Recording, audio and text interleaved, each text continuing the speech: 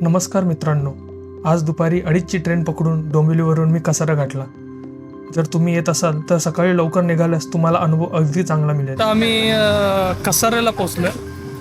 मी इंस्टाग्रामवर एक पोल टाकलेला की कसाऱ्यावरून आम्ही कुठे जाऊ, कळसुबाई की रतनगड. तर 60-40 झालं आहे अक्षरशः. जास्त वोटिंग आहे रतनगडला. तर मग आता आम्ही रतनगडला जाणार आहे. आम्हाला आता इथून जीप भेटली आहे, तसा लेट होईल त्यामुळे आम्ही जीप घेतली. काय ना 150 रुपये एकाचे बोलतात, ते तुम्हाला शेंडीला सोडते.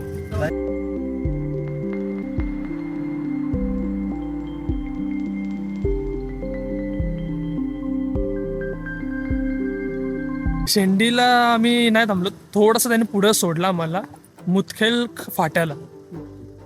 मुदखेड फाटा, सॉरी.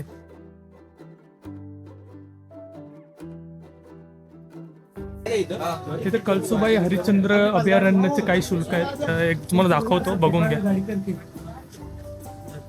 मस्त सोनंकीची फुले आणि भंडारदरा धरणाचं सनसेट एन्जॉय करून आम्ही पुढच्या प्रवासाला सुरुवात केली.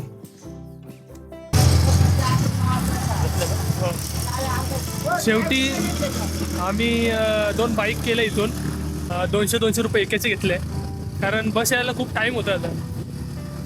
तर हाच असा एक्सपिरियन्स करायसाठी आम्ही बसने आलो आहे.